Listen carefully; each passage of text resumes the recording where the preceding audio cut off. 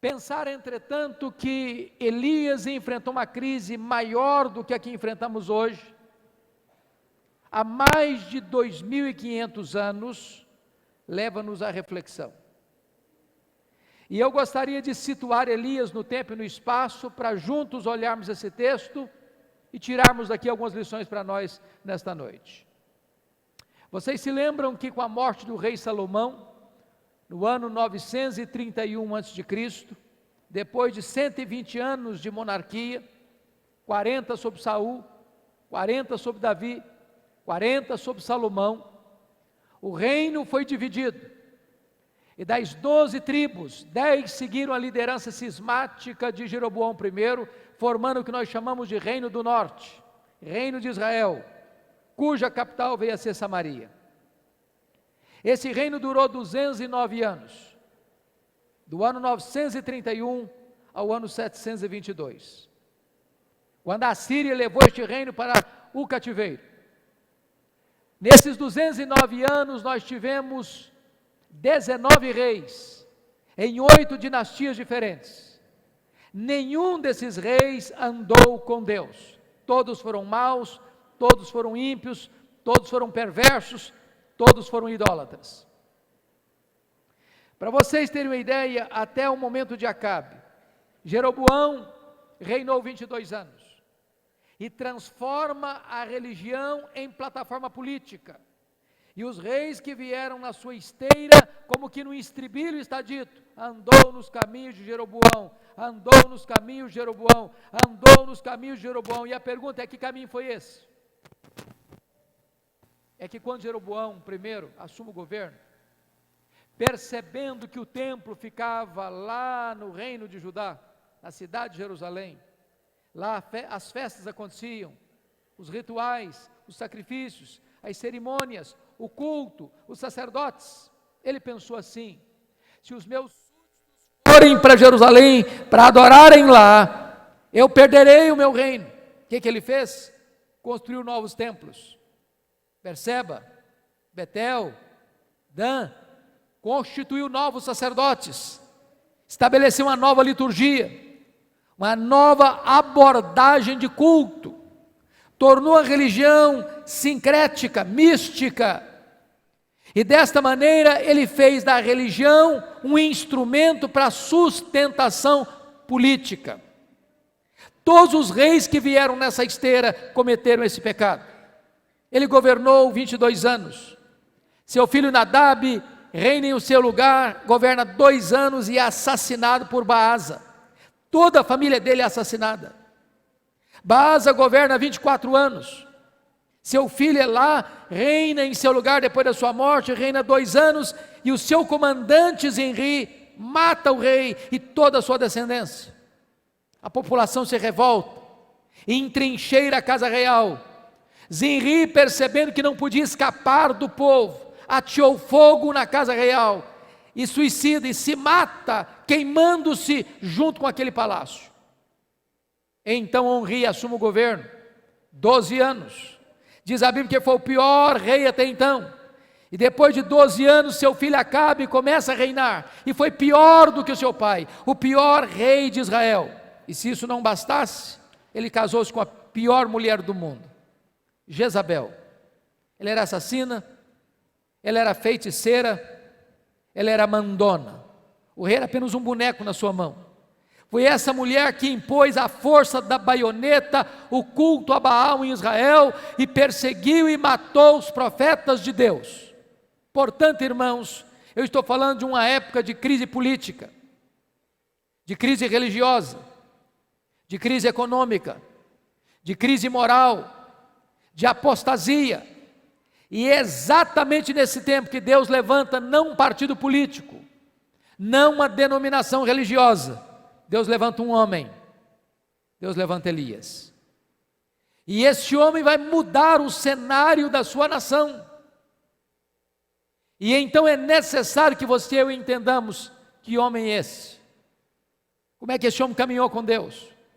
Com a sua Bíblia aberta aí, por favor, no texto. Acompanhe comigo. Primeira coisa que me chama a atenção, que está escrita: então Elias o tesbita dos moradores de Gileade, disse Acabe. Quando diz Elias o tesbita, não está falando da família dele, não está falando do sobrenome dele, está falando da procedência geográfica dele. Ele vem de Tisbé. E Tisbé era um lugarejo muito pequeno, sem qualquer significado histórico, incrustado nas fraldas desta cordilheira de montanha de Gileade. Ele não vem de uma família aristocrática, uma família rica. Ele não vem de uma escola de profetas. Ele não vem de uma família sacerdotal. Elias é um homem desconhecido, de uma família desconhecida, de um lugar desconhecido, mas um homem levantado por Deus. E eu aprendo aqui a primeira lição. Deus não precisa de estrelas para fazer a sua obra. Deus pode usar gente simples como você e eu, como usou Elias. Talvez um dos grandes problemas da igreja evangélica brasileira é que nós temos estrelas demais, figurões demais, gente que se julga importante demais, gente que é tratada como se fossem astros, ícones. E eu já aprendi uma coisa, irmãos: as estrelas só brilham quando o sol não está brilhando. Porque quando Jesus, o sol da justiça, está brilhando, não tem espaço para homens brilharem. Nós estamos vivendo um momento muito complicado na igreja evangélica brasileira. Estamos vivendo a época do chamado culto à personalidade, quando a igreja, de forma equivocada, trata cantores e pregadores como astros de cinema. E esta espécie de tietagem evangélica é uma afronta à glória de Deus. Porque todo culto à personalidade é vanglória, é glória vazia, é idolatria, é abominação para Deus. A igreja não se reúne ao redor de ícones, a igreja não tem ícones, a igreja só tem um cabeça, a igreja só tem um dono, a igreja só tem um Senhor, a igreja só tem um que é digno de honra, glória e louvor, é o Senhor da igreja, é o dono da igreja, é o cabeça da igreja, é o Salvador da igreja, é Jesus Cristo de Nazaré.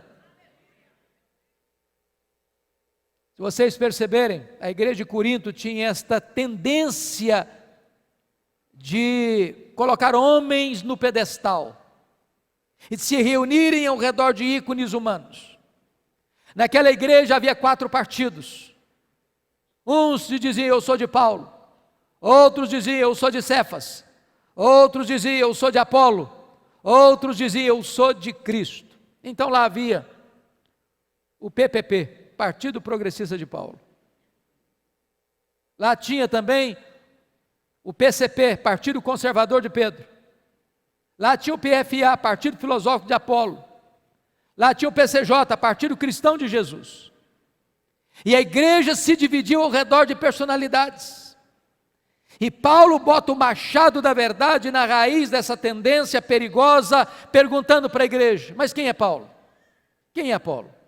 Apenas servos por meio de quem vocês creram? Eu plantei, Apolo regou, mas o crescimento veio de Deus, de tal maneira que nem o que planta, nem o que rega é coisa nenhuma, mas Deus que dá o crescimento. E Paulo joga uma pá de cal nessa tendência quando chega no capítulo 4, versículo 1 e diz: importa que os homens nos considerem como ministros e dispenseiros, e o que se requer dos dispenseiros é que sejam encontrados fiéis. A palavra ministro no grego é uma palavra muito interessante, porque quando você pensa em ministro na língua portuguesa, na cultura brasileira, se você fala do mundo político, você está falando do primeiro escalão do governo. Se você fala ministro na igreja, você está falando do líder. Só que havia 3 palavras no grego para servo: a palavra diáconos, que é aquele que serve; a palavra doulos, que é o escravo; e a palavra huipereta, que era o escravo condenado à morte, que antes de morrer tinha que prestar um serviço. Eram os remadores de galés. É só você se lembrar do filme Ben-Hur, com seus pés amarrados com grossas correntes, no porão de um navio, remando até morrer. Pois a palavra que Paulo escolhe para ministro aí, não é diáconos, não é doulos, é huipereta.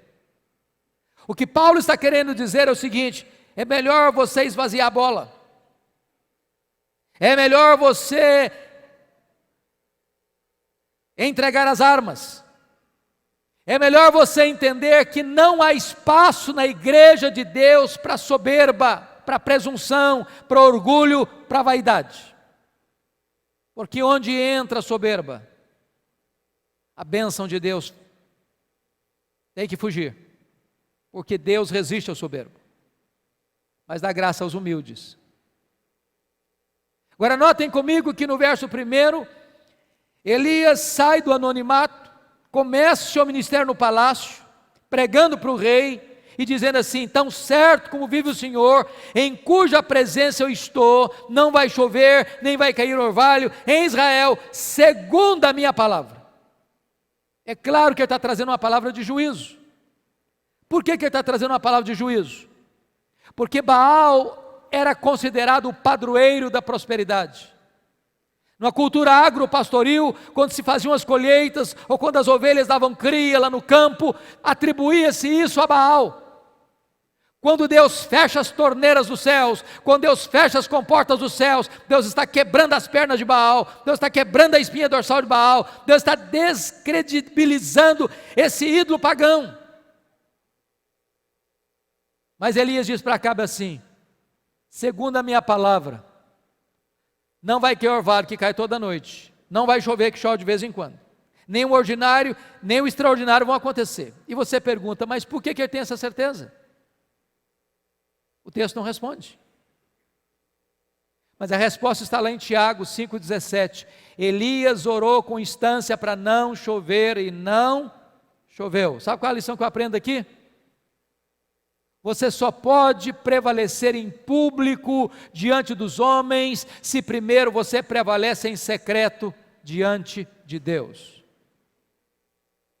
Você só pode prevalecer na pregação se primeiro você prevalece na oração.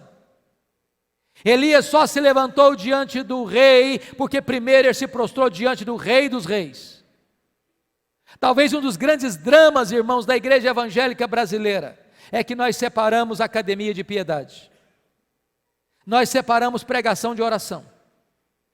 Nós temos verdadeiros gigantes do saber no púlpito, mas nanicos na vida de oração. Gente que tem muita luz na cabeça, mas gente que não tem fogo no coração. Gente que conhece muita teologia, mas gente que não conhece a intimidade de Deus. Gente que tem fome de livros, mas gente que não tem fome do Altíssimo. Gente que tem familiaridade com as letras, mas gente que não conhece o altar.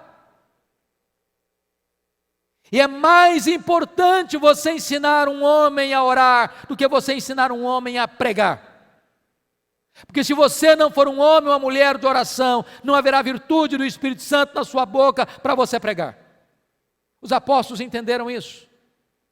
Se você ler o livro de Atos, Satanás tentou desviar a igreja do seu foco com 3 ataques perigosos. O primeiro ataque perigoso está lá no capítulo 4, foi a perseguição, ataque de fora para dentro.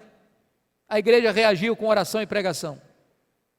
Capítulo 5, o diabo muda de tática. Agora não é a pressão, perseguição de fora para dentro, agora é a infiltração.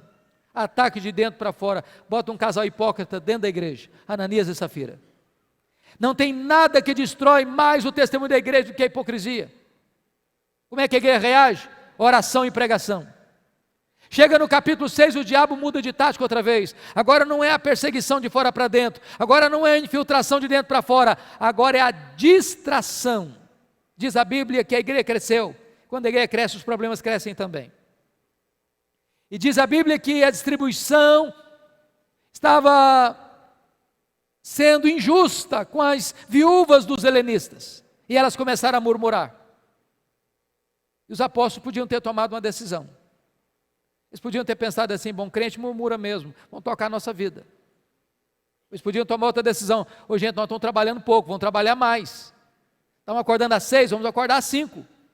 Estamos trabalhando até às 11 da noite, vamos trabalhar até meia-noite. Mas diz a Bíblia que eles tomaram outra decisão. Atos 6,4: quanto a nós, nos consagraremos à oração e ao ministério da palavra. Irmãos queridos, Há na Bíblia a diaconia da palavra e a diaconia das mesas. Ambas são importantes. Mas quando Deus chama alguém para a diaconia da palavra, esse alguém não pode se distrair. Não pode se distrair. A cultura brasileira acha que o bom pastor é aquele que toma 10 cafezinhos por dia. Na casa de 10 pessoas diferentes. Quanto mais ativista ele for, melhor. Quanto mais ele correr para aqui, para ali, para colar, melhor. E quantas vezes nós, pastores, nos capitulamos a essa cultura do ativismo. E não temos tempo para estar na presença de Deus. E não conhecemos a intimidade de Deus. E não temos vida de oração. Por isso não temos poder na pregação. Os apóstolos entenderam quanto a nós nos consagraremos à oração e ao ministério da palavra. E você pode perguntar assim, mas o que é mais importante? Oração ou o ministério da palavra? Perguntaram certa feita isso para um pastor batista, Charles Haddon Spurgeon. Sabe qual foi a resposta dele? Ele respondeu assim: qual asa é mais importante para um passarinho? A asa da direita ou a asa da esquerda? A melhor resposta que eu já encontrei para essa pergunta foi esta: Deus valoriza tanto a sua palavra, Deus dá tanta primazia à sua palavra, a palavra de Deus tem tanta supremacia na igreja, que Deus colocou a oração primeiro. Porque se você não for um homem, uma mulher de oração, seus lábios são lábios de barro, e não haverá poder para você pregar a palavra de Deus. As reuniões de oração estão morrendo nas igrejas. Muitas reuniões de oração estão no CTI espiritual. Vivemos uma cultura ativista, corremos muito, falamos muito, realizamos muito, mas não conhecemos a intimidade de Deus. Por isso não prevalecemos em público, porque primeiro não prevalecemos em secreto. Mas notem comigo, irmãos, que no verso 2 e 3 há uma transição no texto. Está escrito aí, veio-lhe a palavra do Senhor dizendo: retira-te daqui, vai para a banda do Oriente, esconde-te junto à torrente Querite, fronteira ao Jordão. Eu confesso para vocês que essa transição é um anticlímax. Porque Elias sai do anonimato e começa a pregar no palácio.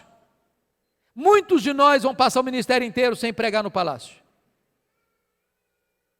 Agora Deus chega para Elias e diz: agora Elias, sai do palácio, se esconde no deserto. Se esconde. Eu quero dizer para você, querido, que nenhum pregador gosta de se esconder, pregador gosta de aparecer. Pregador não gosta de solidão, pregador gosta de multidão. Caminhar na direção da solidão para um pregador é um contrassenso. Agora eu quero dizer para você que o deserto não é um acidente de percurso, o deserto é uma agenda de Deus. É Deus quem matricula você na escola do deserto. A escola do deserto é a escola superior do Espírito Santo, onde Deus treina os seus líderes mais importantes. É na escola do deserto que Deus revela para você, não quão grande você é, mas quão pequeno você é. A escola do deserto não promove você, ela quebra você. Ela não exalta você, ela reduz você a nada. A escola do deserto não acende as luzes da ribalta sobre você. A escola do deserto apaga os holofotes. Mas quando Deus matricula você na escola do deserto, Ele tem dois propósitos. Primeiro, Ele tem o propósito de trabalhar na sua vida. Sabe por quê? Porque Deus está mais interessado em quem você é do que no que você faz. Vida com Deus precede trabalho para Deus. Primeiro Deus trabalha em nós, depois Deus trabalha através de nós. Seu ministério jamais será maior do que a sua vida. Nós estamos vivendo uma geração que dá valor à performance, à realização, a palco, a desempenho. Pois Deus está mais interessado na verdade, no íntimo. Deus está mais interessado em motivação. A grande pergunta não é se o que você está fazendo é certo. A grande pergunta é o que move você a fazer o que você está fazendo. Deus está interessado na sua motivação. Primeiro Deus trabalha em você, para depois então Deus trabalhar através de você. Enquanto você não for reduzido a nada, Jesus não será tudo na sua vida. Enquanto você não for reduzido ao pó, então a glória de Deus não vai aparecer, porque Deus põe o seu tesouro em vasos de barro. Mas, amados irmãos, quando Deus nos leva para o deserto, Ele tem um segundo propósito. É nos ensinar a depender do provedor mais do que da provisão. Quando Deus leva Elias para aquela região de Querite, fronteira ao Jordão, uma região deserta, ou Deus sustentava Elias, ou ele pereceria. Deus precisou escalar os garçons voadores para levar pão e carne para ele. E ele bebia da torrente. Mas diz o versículo 7 que chegou um dia que a torrente secou. E você pergunta: o que você vai fazer quando a torrente que abastece você seca? Eu quero dizer para você que quando a sua torrente seca, o manancial de Deus continua jorrando. Quando a sua despensa fica vazia, os celeiros de Deus continuam cheios. Quando Deus permite você chegar nessa situação, é para que você entenda que você depende não é da provisão, é do provedor. Se me permitem, eu gostaria de ilustrar isso com experiência pessoal. No ano 2000, eu fui com a minha família para os Estados Unidos fazer um curso de doutorado na área de pregação. E a igreja que eu tenho o privilégio de ser pastor há 32 anos, primeira igreja presbiteriana de Vitória, naquela ocasião votou uma verba para o nosso sustento. E a verba acordada na época foi $2.300 por mês. É claro que eu tinha despesas a deduzir.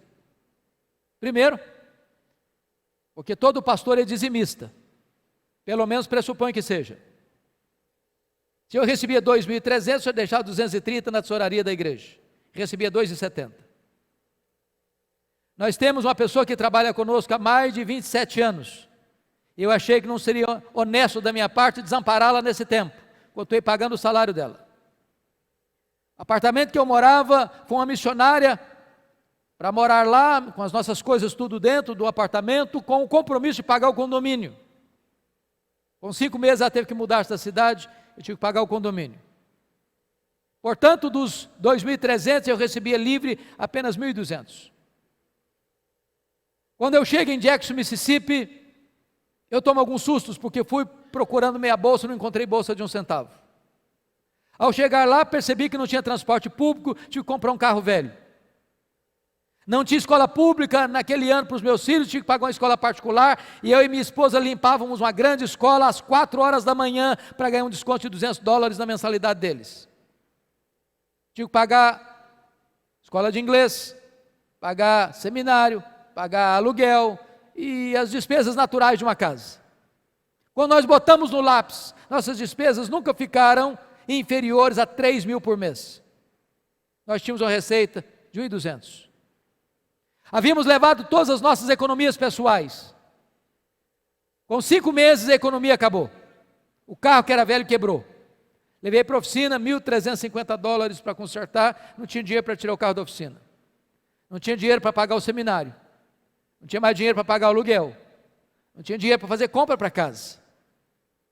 Eu chamei minha esposa, meus filhos que eram pequenos, e disse para eles: nós temos 2 opções. Eu não quero ser mais pesado da igreja. Ou nós voltamos frustrados, ou nós pedimos para Deus um milagre. Nós sempre pregamos que Deus é o Deus da provisão, que Deus é o Deus Jeová Jireh. Então nós vamos pedir para Deus um milagre. Nos ajoelhamos na sala, colocamos esta causa nas mãos de Deus, falamos para Deus: Senhor, Tu és o dono do ouro e da prata, se Tu quiseres, Tu podes abrir uma porta para nós. Quando nós nos levantamos dos joelhos, o telefone tocou. Eu corri para atender, era um convite para pregar na Pensilvânia, a 2.000 quilômetros de onde eu morava. Eu confesso para vocês que eu fui para aquele congresso sem dinheiro do lanche no bolso. No último dia do congresso, quem dirigia a programação disse algo óbvio, ululante. Disse assim: meus irmãos, o pastor Hernandes é estudante aqui na América, e todo estudante é duro. Não precisa nem ser profeta para falar um negócio desse. Se alguém quiser ajudá-lo, fique à vontade. Eu saí daquele congresso com $5.500 de oferta. Um pastor me procurou depois do culto e disse: eu vou lhe mandar $300 por mês até você terminar o seu curso. Eu voltei para casa chorando. Tirei o carro da oficina, paguei o seminário, paguei aluguel, fiz compra para casa. Na semana seguinte, um outro telefonema, um convite para pregar em New Hampshire, a 2.500 quilômetros de onde eu estava. Eu estava pregando meu último sermão, quando veio um presbítero atrás de mim, bota um bilhete dentro da minha Bíblia, e disse: eu não sei o que está acontecendo com você, mas Deus tocou o meu coração e eu vou lhe mandar $600 por mês, até você terminar o seu curso. Ao final do congresso me deram $2.500 de oferta. Para encurtar a conversa, eu fiz 21 viagens a convite para pregar, em 10 estados diferentes. Em cada lugar que eu ia, Deus fazia um milagre diferente. Onde uma mulher fez uma viagem de 60 milhas de noite, debaixo de neve, porque Deus tocara o coração dela para ir onde eu estava, para me dar uma oferta. Nunca nos faltou nada. No dia que nós viemos embora, nós fomos ao banco fechar a conta, e para nossa surpresa, exatamente o valor das nossas economias pessoais que nós havíamos levado, estava lá no banco. E Deus nos ensinou a lição: quando a sua fonte seca, o meu manancial continua jorrando. Quando a sua despensa fica vazia, o meu celeiro continua cheio. Você precisa entender que se eu matriculo você na escola do deserto, é para você entender que você depende do provedor mais do que da provisão.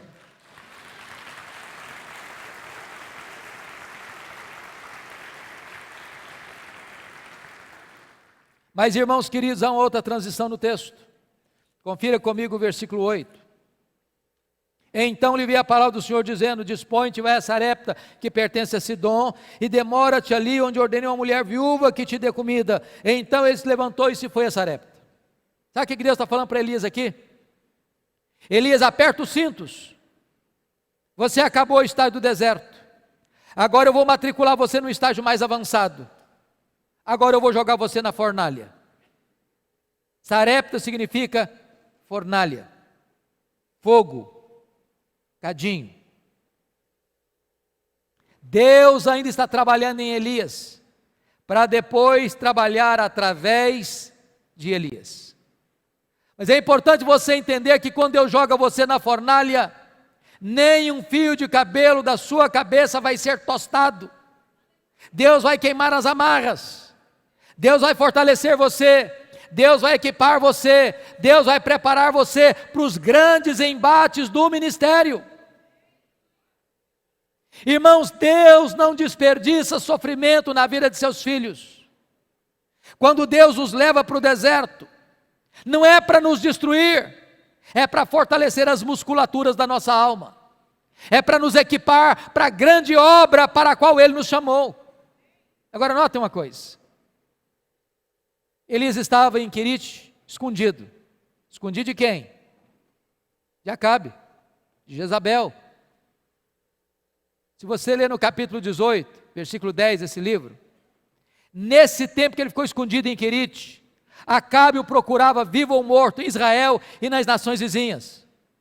Portanto, sair de Querite para ir para Sarepta, que ficava fora de Israel, ele corria o risco de ser morto pela polícia de Acabe. Mas o Deus que envia é o Deus que protege. Agora notem, parece que Deus tem senso de humor. O que Deus está falando com ele não faz sentido, irmãos. Se Deus falasse para Elias assim: Elias, chega de ficar escondido, é hora de trabalhar, vá para Sarepta, lá tem uma viúva passando fome, você vai para lá sustentá-la. Ele poderia pensar: pelo menos eu tenho um ministério, vou cuidar de uma mulher viúva. Mas Deus diz para ele: vai, porque lá tem uma mulher viúva que vai sustentar você. E ele sai de Querite para não morrer de sede, e quase morre de fome em Sarepta, porque a viúva que vai sustentá-lo está morrendo de fome. Já entendeu um negócio desse?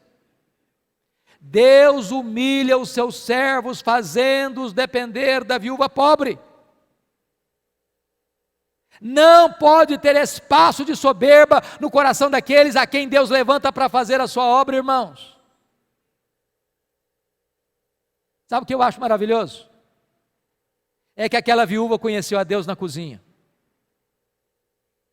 E quando eu leio esse texto, e já li algumas vezes, o entendimento que eu tenho é que Deus não multiplicou um tonel de azeite nem um saco de trigo para ela. O entendimento que eu tenho é que toda vez que essa mulher ia para a cozinha para fazer a refeição do dia, ela olhava o mesmo nível de trigo, o mesmo nível de azeite. Na semana seguinte, o mesmo nível de trigo, o mesmo nível de azeite. No mês seguinte, o mesmo nível de trigo, o mesmo nível de azeite. Deus é o mesmo, Ele ainda multiplica a farinha na nossa panela e azeite na nossa botija. Ele é o Deus da providência. Às vezes, irmãos, nós só vemos milagres nas coisas extraordinárias, mas não os vemos nas coisas ordinárias da vida. Por exemplo, você sai com a sua família de férias, há um terrível acidente, há uma batida, carro vira ferro retorcido, você e sua família saem ilesos. Um milagre, é verdade, um milagre. Mas às vezes você não vê como milagre o fato de você sair de casa e ir para o trabalho todo dia, voltar do trabalho para casa todo dia, seu filho ir para a escola todo dia, voltar da escola todo dia, sem acidentes. Isso também é um milagre. Às vezes você vê como milagre de Deus, alguém da igreja está com câncer, e a igreja ora, e Deus ouve, e Deus atende, e Deus levanta o enfermo do leito da morte. Um milagre, é verdade. Mas você não vê como milagre o fato de você estar vivo, hoje, aqui, nesta noite. Quando o ar está poluído de vírus e bactérias que podem entrar na sua corrente sanguínea e levar você a óbito.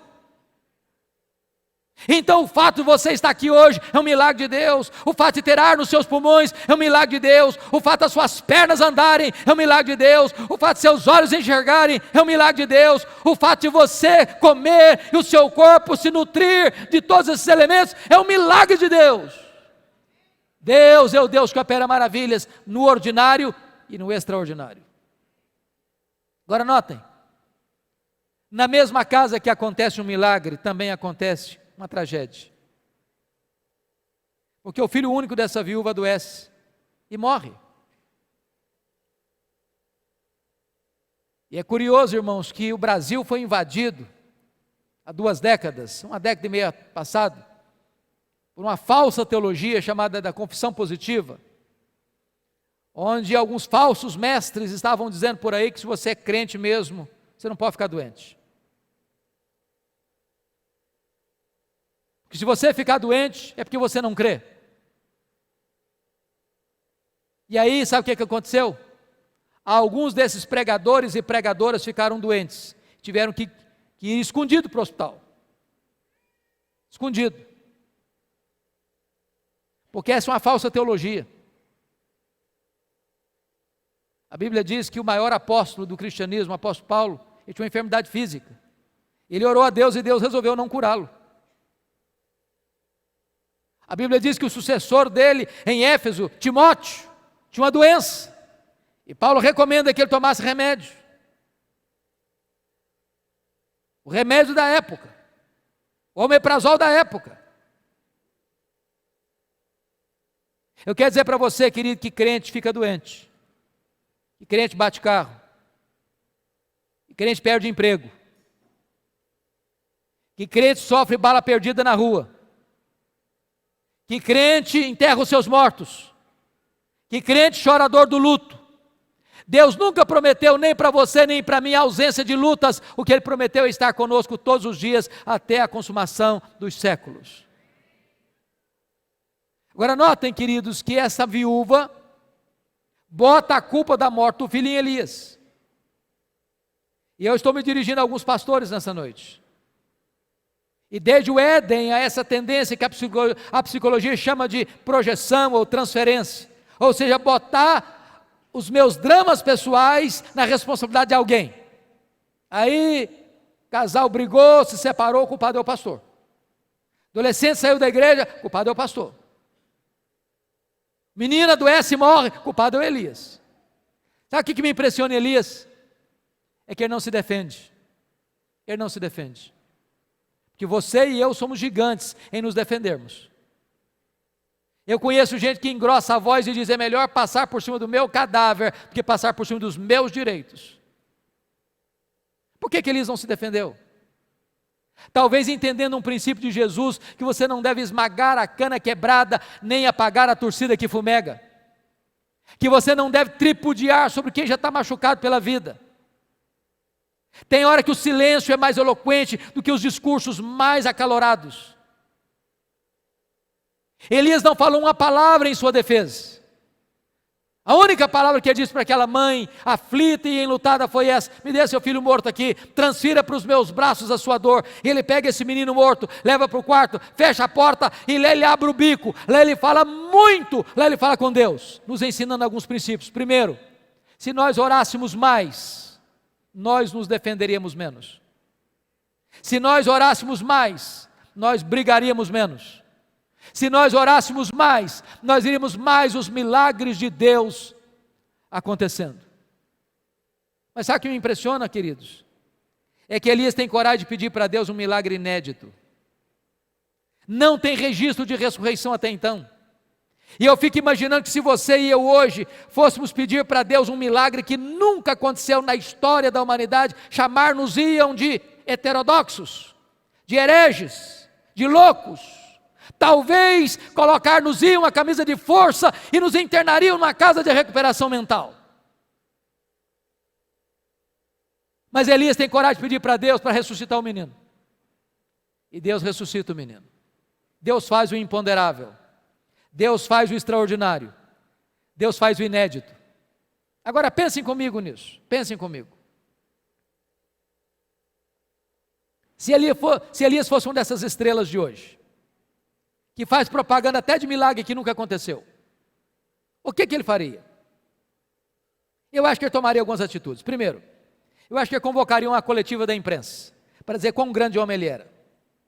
Segunda coisa, eu acho que ele espalharia outdoors na cidade de Sarepta, para mostrar: agora sim chegou um grande profeta de Deus nessa terra. Terceiro, eu acho que ele escreveria um panegírico, um discurso de alto elogio. Quarto, eu acho que ele ia bater palmas para ele mesmo. Quinto, eu acho que ele ia fazer um solo do hino "Quão grande és tu" diante do espelho. Ele não fez nada disso. Ele apenas disse: mulher, o teu filho vive. Sabe o que ele está me ensinando?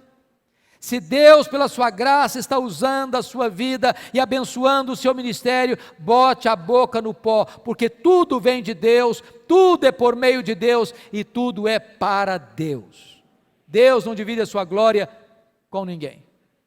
Mas notem, irmãos, quando você honra Deus, Deus honra você. Olha o último versículo desse capítulo. A mulher agora diz para Elias assim: agora eu sei que tu és homem de Deus e que a palavra do Senhor na tua boca é verdade. Irmãos queridos, as duas verdades aqui me fazem até hoje tremer os joelhos. Que a grande pergunta hoje: quem nós somos? Como estamos sendo conhecidos?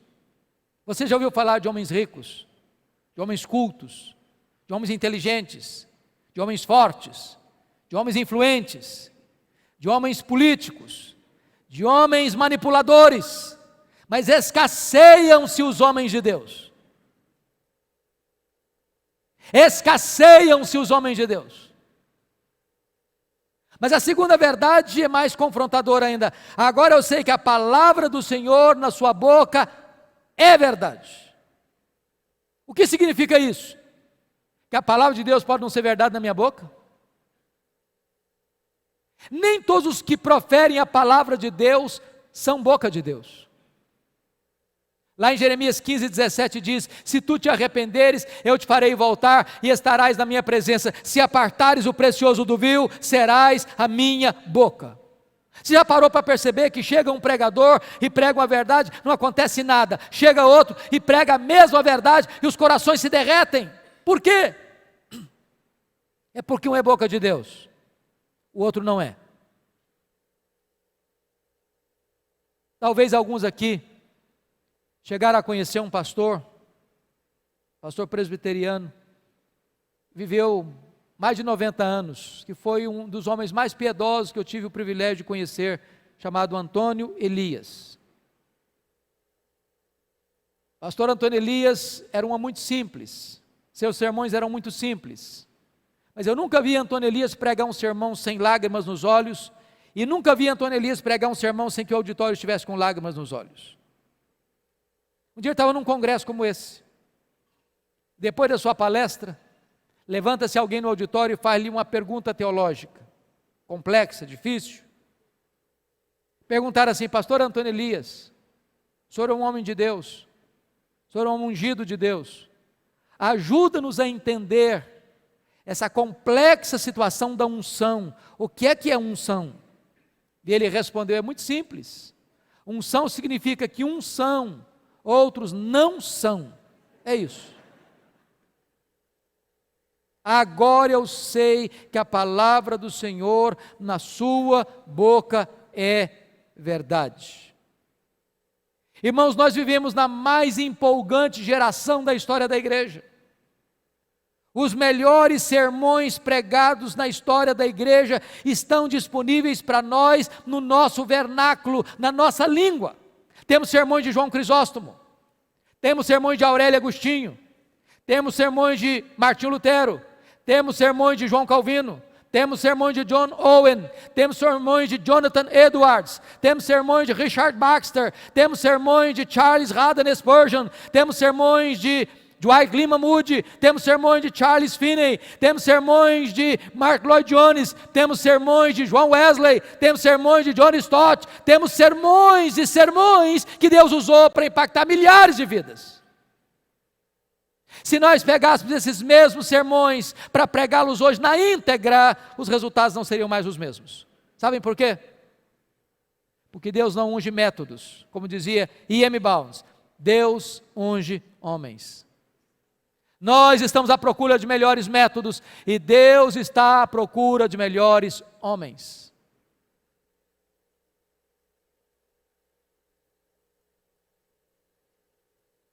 Como é que você é conhecido? Você é um homem de Deus? Você é uma mulher de Deus? A palavra de Deus é verdade na sua boca? Eu quero concluir.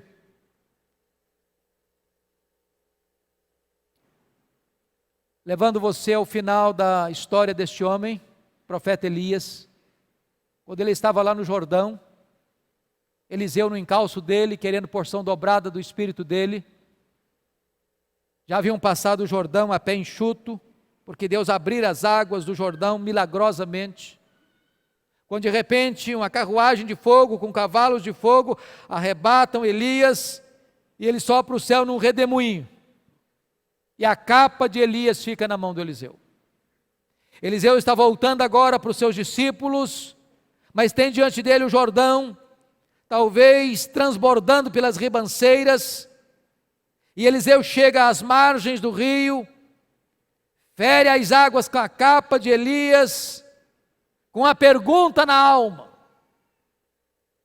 uma pergunta emblemática: onde está o Senhor Deus de Elias? Que pergunta emblemática. Essa pergunta quer dizer, será que Deus só fez maravilhas no passado ou Deus ainda faz maravilhas hoje? Será que Deus só agiu ontem ou será que Deus ainda age hoje? Será que Deus só fez na vida de Elias ou será que Deus também faz na minha vida? Essa é a grande questão hoje, irmãos. Você e eu não temos dúvidas que Deus fez milagres no passado. Você e eu não temos dúvidas de que Deus fará milagres no futuro. Mas a pergunta é, você crê que Deus faz milagres hoje? Às vezes a nossa teologia é a teologia da Marta. Quando Jesus chegou na aldeia de Betânia, ela disse para Jesus: se tu estiveras aqui, meu irmão não teria morrido. Conjugou o verbo no passado. Jesus disse: não, Marta, teu irmão há de ressurgir. Ela respondeu: eu sei que vai ressurgir no último dia. Conjugou o verbo no futuro. Aí Jesus disse: não, Marta, eu não fui, eu não serei, eu sou a ressurreição e a vida. Eu opero hoje, eu manifesto a minha glória hoje. Onde está o Senhor Deus de Elias? Eliseu feriu as águas do Jordão e o rio se abriu de novo. Sabem por quê? Porque o Deus de Elias é o Deus de Eliseu. O Deus de Elias é o seu Deus, é o meu Deus, é o nosso Deus, é o Deus dos nossos filhos, é o Deus da nossa vida, é o Deus dos nossos pais, é o Deus de geração em geração, de eternidade a eternidade. Mas a pergunta nesta noite é outra. Não é mais onde está o Senhor Deus de Elias, a pergunta é: onde estão os Elias de Deus? Onde estão os Elias de Deus? Meus irmãos, o Brasil está mergulhado numa crise horrível.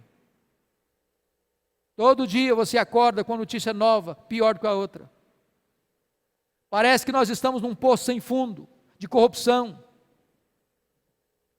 Parece que se você passa uma vassoura, não sobra ninguém.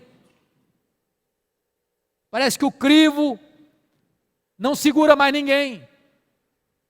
Nós estamos todos os dias chocados, perplexos, envergonhados, afrontados por uma realidade inimaginável. O país está mergulhado num pântano, num lodaçal de corrupção, de violência, de roubo, de desonestidade, de maldade, de todos os lados, de todos os âmbitos. A igreja cresce em números, mas não cresce em credibilidade. Aqueles que são chamados evangélicos estão mergulhados também, tantas vezes, no mais profundo fosso da corrupção. A igreja está sendo mais conhecida na mídia pelos seus escândalos do que pela sua piedade. Temos extensão, mas não temos profundidade. Temos números, mas não temos impacto. Temos muita influência política e nenhum poder espiritual. Precisamos de novos Elias. Precisamos de homens de Deus. Precisamos de alguém que seja a boca de Deus na nossa geração. E a pergunta é: você é esse Elias de Deus? Curva sua fronte, por favor. Vamos orar.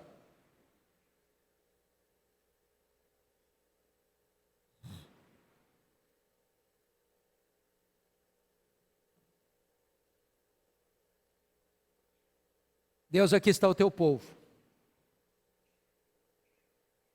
Aqui estão Elias da nossa geração. O que nós te pedimos, Deus, é que nos ajudes a sermos como Elias foi. Não queremos glória para nós mesmos. Tu nos ajudes a enfrentarmos a escola do deserto, entendendo que primeiro tu trabalhas em nós, para depois trabalhar através de nós. Nos ajude, Deus, a depender de Ti. Saber que a Tua mão dirige a nossa vida. Nos ajude, Deus, na hora da mais aguda crise.